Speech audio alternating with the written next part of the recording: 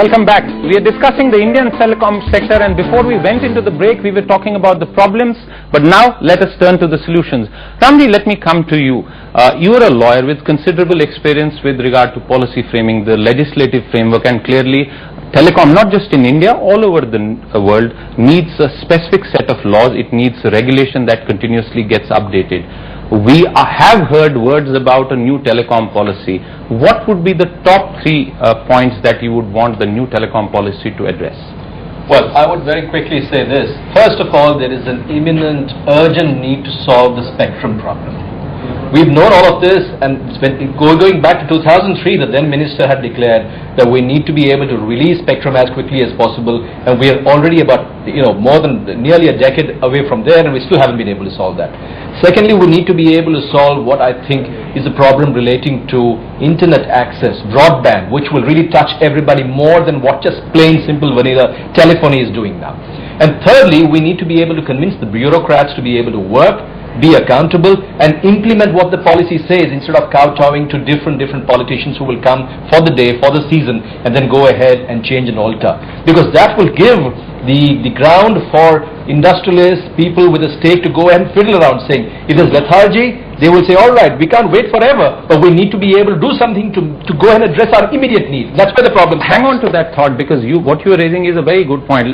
I'll throw this question to the entire panel. Kunal, why don't we start with you? Could it be possible to come up with a structure where spectrum is just used on a rent basis, on a lease basis, instead of allotting chunks of spectrum? So we see the Department of Space sitting on huge chunks, not willing to give it away, Department of Defense, or the operators themselves. Can India look at a completely radical way of offering spectrum to those who want to use it on a pay-as-you-go basis? Yeah, I mean, why not? I think there's a lot of things that even with the limited spectrum we have in place today, if you allow spectrum sharing, if you allow spectrum trading, what will actually create is an efficient marketplace. I mean, the operators, the carriers in India, with the limited resources they've had... Does it happen anywhere else? Absolutely. So, I mean, other markets, you're not always waiting for the government to release the next tranche of spectrum, and your entire business plan is held up until the government decides to do that. There is a fluid market between operators. If I have excess, I can rent it to someone else. Would that work? Hang on there. Would that work? Do you think the Indian system can, accommodate a spectrum sharing system on a pay-as-you-go basis? Yes, but I think just before we come to that point, I think the critical thing is, for instance, like we've had auction for 3G. Critical thing is that for 2G, they should say going forward there should be public auction. Now today we have 211 megahertz of spectrum available with government across all circles. It's just waiting there. We're not even on what is to be released by the defense. That's where Kunal's suggestion comes in, that why wait for government? Somebody who's starving, who needs oxygen, he should be able to go and fetch, give a market price, should be able to share and use, like they're now doing with towers and they're doing with networks. So the same principle should extend, because unless there's a quick healing touch, as we all said, it's going downstream, so we need to pull it back. Deliver that healing touch. I'll come to you soon. Yes, I think Kapil Sibal can deliver the healing touch, because his role was very clear when he was brought in. Rescue this industry from going down. He's a doer, and at the moment I think he's he's very strong. So the point is that you asked, does it work? Of course it works, because people are all the time sharing. When you're roaming, there's sharing. So there's sharing, it happens, it works, it's fine. I think the critical thing, we've got to know why the sector at the crossroads. Average of 6 megahertz every chap has. The global average is about 18. So you're spending too much money, and you've got you've got very poor quality service here.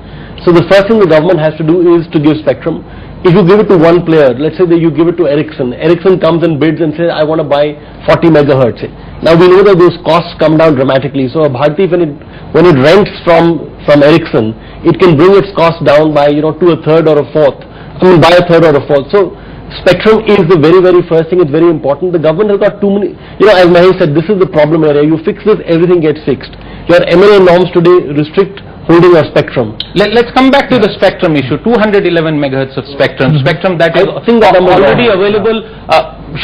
That's already available with the new operators, some of whom could actually lose their licenses. So maybe, Sunil, it could be 211, it could be 150 or even more. No. I think the numbers, it's not correct. I don't think that's correct. I think we do not have a surplus of spectrum. Let's not... in the 2G band you're talking about. Absolutely. Yeah. Okay. There is a serious shortage. And the reason why the shortage is there is not for any other reason, because other than the fact that people have got licenses for the wrong reasons. We have too many players. The Supreme Court may soon do something about that. We right? hope so. We hope so. But remember, we are the world's most crowded telecom market. But that leads to affordability. No, At least that's what a lot of people believe. In fact, even that everyone knows that beyond about 6 players, it doesn't affect affordability either. So that is, we have too many players, and because we work on exclusive allocations of spectrum, then clearly there is only that much spectrum. It's a scarce and but limited natural resource. So unless you create incentives for consolidation, unless you allow people to actually exit this market easily, we will not be able to solve this problem. We have too many takers for this spectrum who are not necessarily using that spectrum to provide services. So the most important thing is that we have to create an environment where people who are there for the wrong reason. The fact is, as we know, Mr. Raja gave away licenses to property dealers. Most of them could not possibly have thought of themselves as... but Mahesh, the detractors